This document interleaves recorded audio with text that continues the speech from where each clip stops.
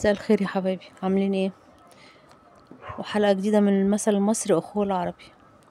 المثل المصري بيقول كل تأخيرة وفيها خيرة. يعني ايه؟ يعني اي حاجة اتأخرت ممكن تكون فيها خير او ما تعرفوش. تأخير السفر مثلا، تأخير مشروع، اي حاجة ربنا شايل لنا فيها حكمة.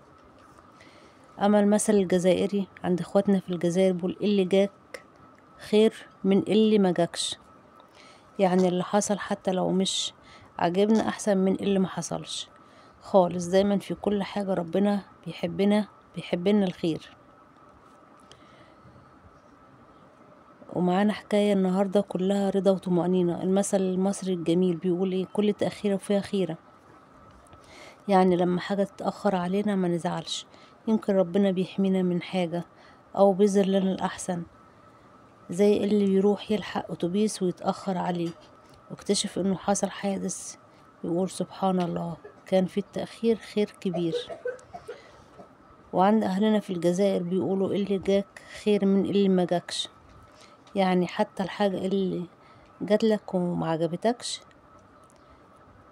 هي أحسن من العدم، وربنا يختار الأحسن دايما حتى لو احنا مش فاهمين دلوقتي. الأمثال دي بتعلمنا الصبر والتفاؤل وحسن الظن بالله. فاكرين مرة كنتوا زعلانين عشان حاجة ما حصلتش وبعدين اكتشفتوا انكم توفقتم عشانها؟